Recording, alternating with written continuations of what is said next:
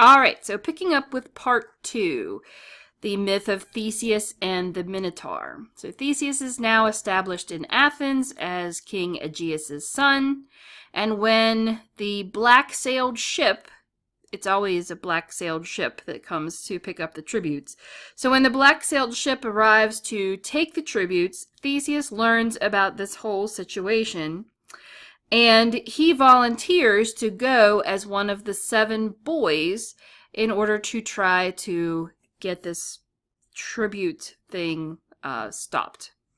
So Aegeus agrees to let Theseus go, but makes him promise that if Theseus returns alive, that he's to change the sails of the ship from black to white so that King Aegeus will know that Theseus was successful and is returning alive. Okay, so it's at this point that we have a bit of a... Whoops. Let me go back.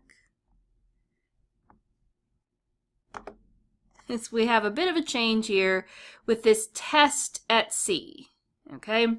It's at this point where Theseus is no longer considered just Aegeus' son, but he's considered a son of Poseidon. Again, remember that little story about his mom wading off onto some island and sleeping with Poseidon after she slept with Aegeus? Well, this is where we're going to flip to Theseus is a demigod. He's Poseidon's son. So, on the ship to Crete, Minos says to Theseus, if you were the prince of Athens, wouldn't old Aegeus be your father?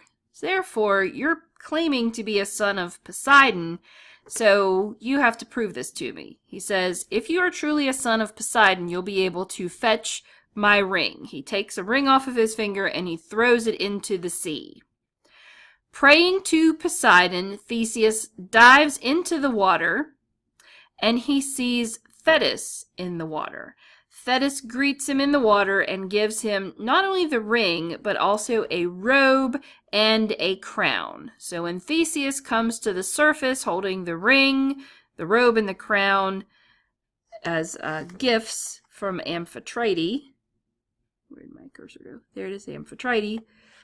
It's proven that he is actually Poseidon's son. Gifts from Amphitrite. I guess she's not as jealous as Hera. Anyway, he makes it to Crete, and when he lands in Crete, Minos' daughter, Ariadne, falls in love with Theseus, and she is his helper, right? It's through Ariadne's help that Theseus is able to defeat the Minotaur. Ariadne gives him a spool of thread. You can see it in her hand. There's more like a big ball of thread, which he's supposed to unwind as he travels through the labyrinth so that he's able to find his way back. So she doesn't help him to kill the Minotaur, but she helps him to get back out. So Theseus and the 13 Athenian tributes make their way through the labyrinth together, find the Minotaur, kill the Minotaur, get out of the labyrinth, and are able to sail back to Athens. Ariadne goes to Athens with Theseus. So his heroic reward, I guess he's going to get to marry Ariadne, but something happens along the way. Theseus will wind up leaving Ariadne on the island of Naxos because one night on the voyage, the god Dionysus comes to Theseus and tells him that he cannot marry Princess Ariadne because he's already chosen her as his own bride. So he orders Theseus to leave her on the island of Naxos, and Theseus very wisely does so. He doesn't want to mess with Dionysius. So Dionysius and Ariadne do get married. In her wedding, she wears a crown or diadem, which is set in the heavens as the constellation Corona. She remains faithful to Dionysus throughout her life, but she is later killed by Perseus at Argos. But in another myth, Ariadne actually hangs herself from a tree. You might ask why. I don't know why, but she hangs herself from a tree. And some scholars think that due to her thread spinning and winding associations with that ball of thread she gave to Theseus, that she becomes a type of weaving goddess, not a spider like Arachne, but as a weaving goddess. Okay? Dionysus, however, travels into the underworld and rescues Ariadne from the underworld. And while he's down there, he also rescues his mother Semele, the one that was burned up by Zeus's divine form, if you remember that. And he takes both of them back to Olympus, and they join the gods. So again, Ariadne is a type of like thread spinning and weaving type of goddess. So Theseus will travel back to Athens successfully with the tributes. And this little piece here, Delos and the crane dance, this is another bit that happens on the adventure that happens on the way home. And what we mainly know about this part is from what is depicted on the Francoise vase. It's a vase found in Florence. And this particular festival of the crane dance is a celebration of Ariadne and Dionysius, as well as all of the 14 tributes that had been sent to Crete. So this was a festival celebrated in ancient Athens. Anyway, back to Theseus. He arrives back in Athens, but guess what he forgot? He forgot about his promise to his father, Aegeus. He forgot to change the black sails of the ship to white to symbolize his victory and his return alive. So old Aegeus has been sitting on a cliff beside the sea, watching and waiting for Theseus to return. But when he sees the black sails on the horizon, he jumps into the sea and commits suicide. Ever since then, that stretch of water has been named after him. It is called the Aegean Sea. All right. So when Theseus arrives, finally gets back to Athens, his father is dead. Maybe he didn't accidentally forget to change the sails. Who knows? Anyway, he becomes the king, and he enacts many reforms in the city. Right? He makes, first of all, in the cynicism or union of the Attic region, he makes Athens the center of the region. He founds the Isthmian Games. If you remember, Heracles founded what kind of games? The Olympic Games, in honor to Zeus. So Theseus establishes the Isthmian Games in honor of his supposed father, Poseidon. And the last thing that he accomplishes, it shouldn't be set off the way it is, but this is the last thing that he accomplishes is the division of Athenians into classes. And so he basically sets up Athenian society. All right. He does have other legendary campaigns in addition to defeating the Minotaur. First of all, he has a campaign against the Amazons. And this goes back to Theseus and his myth with Hippolyta, the queen of the Amazons. She's the same Hippolyta who has the magic girdle that Heracles has to get in one of his labors. This is before Heracles crosses paths with Hippolyta. Okay? Hippolyta is actually kidnapped by Theseus. Some people say that Theseus was traveling with Heracles on his quest, or other versions say he was just bored and looking for something to do, so most people generally accept that he was acting on his own. So when Theseus first arrives at the land of the Amazons, they didn't expect any trouble, so Hippolyta comes to Theseus's ship bearing gifts to welcome him. Once she's aboard the ship, though, Theseus sets sail for Athens, kidnapping the queen and claiming her as his bride.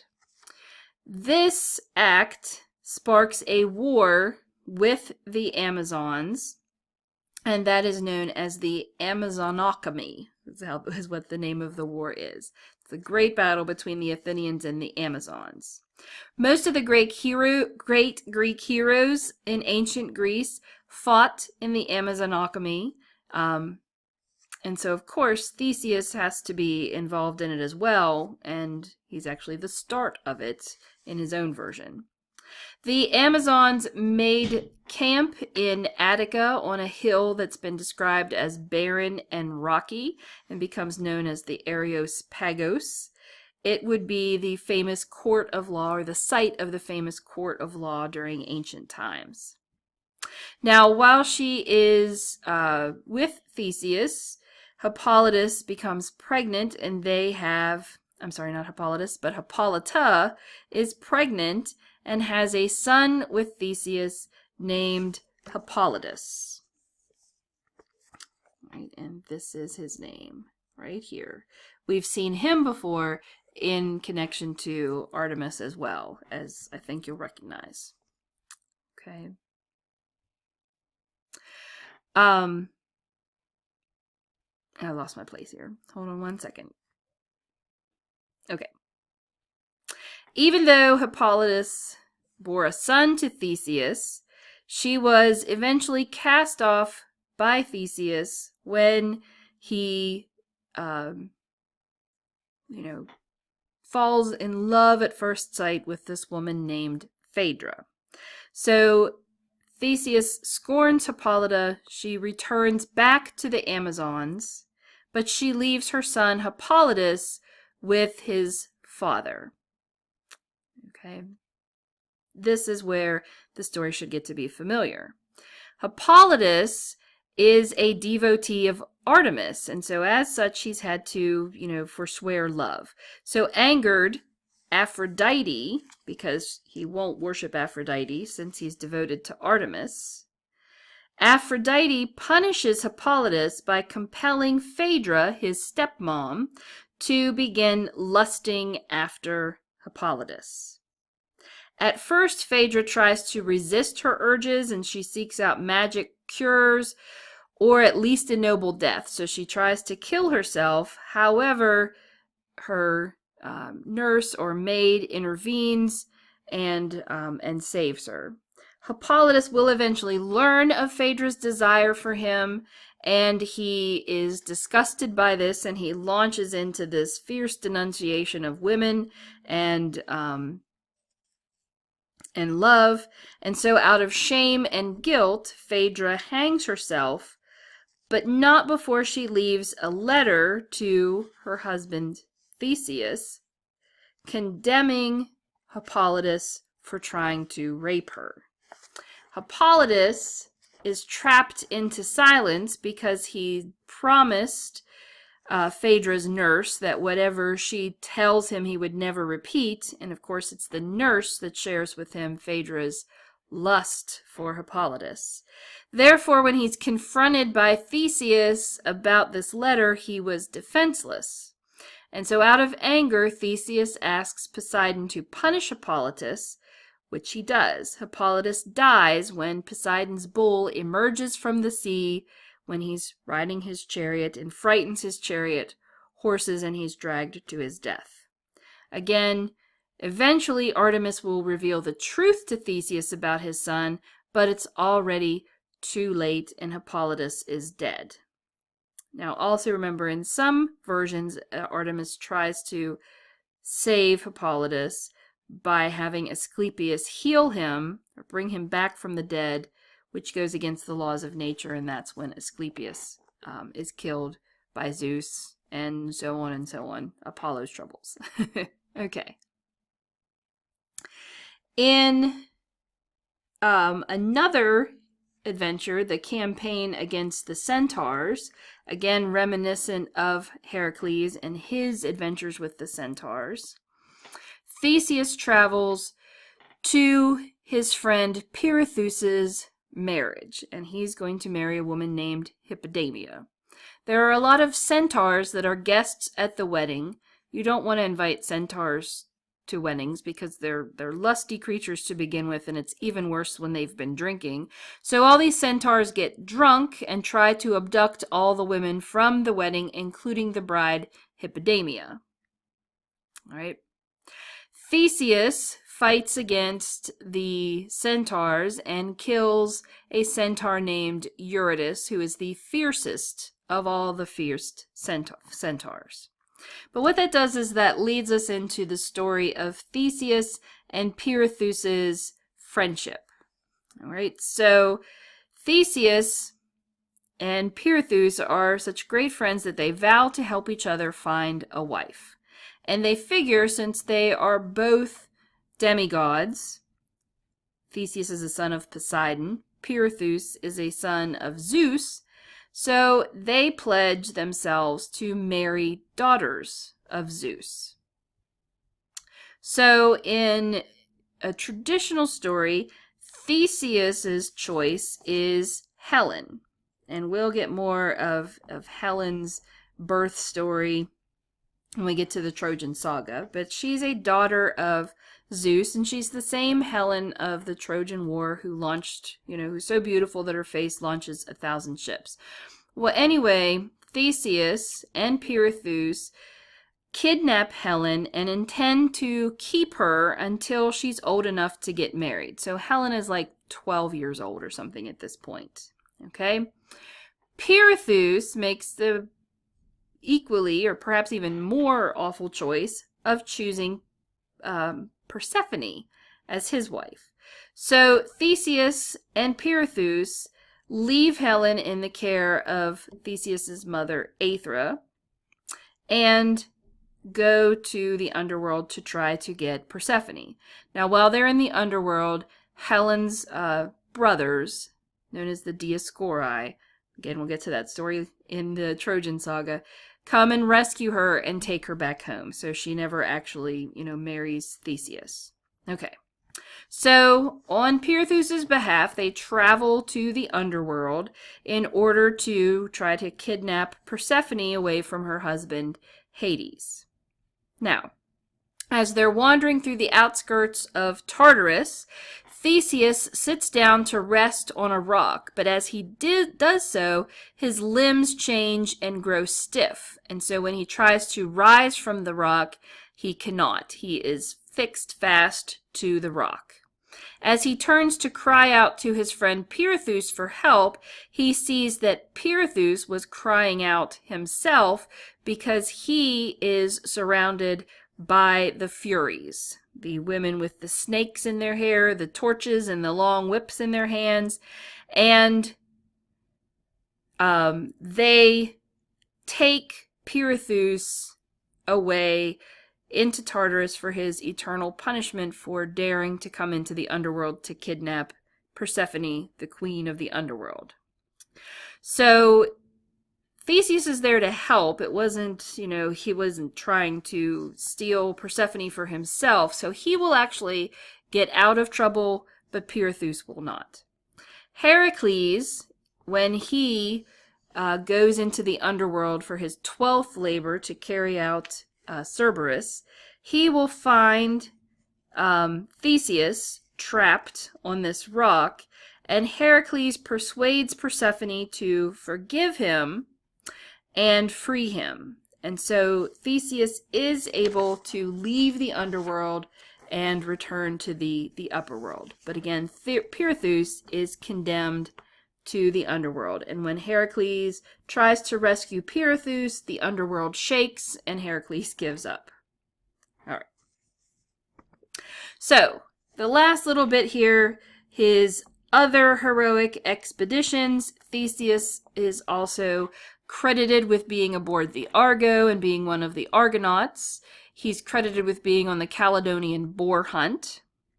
And, as we'll see in the next saga, at the end of the Theban saga and at the end of Oedipus's life, he welcomes Oedipus to Athens, where Oedipus will wind up passing away, and he helps to bury the seven against Thebes. So stay tuned for that part. Okay. So the very last bit here is the death of Theseus. Theseus is eventually usurped by Menestheus, and he is driven from Athens to the island of Skyros, where the local king, who is supposed to be Theseus's friend, kills him. And he is buried on this island, but after a particular war, future king of Athens, King Cimon, is commanded by the oracle at Delphi to find the bones of Theseus and bring them back to Athens. When they bring back Theseus's bones, they make a monument to him, and it is called the Theseon, or the Temple of Theseus. And that is thought to be the site of the hero's tomb. It's often mistakenly thought to be the Temple of Hephaestus, but the Theseon is the name of the Temple of Theseus, and that is his final resting place. All right, so that is the end of Theseus and the local legends of Attica and Crete.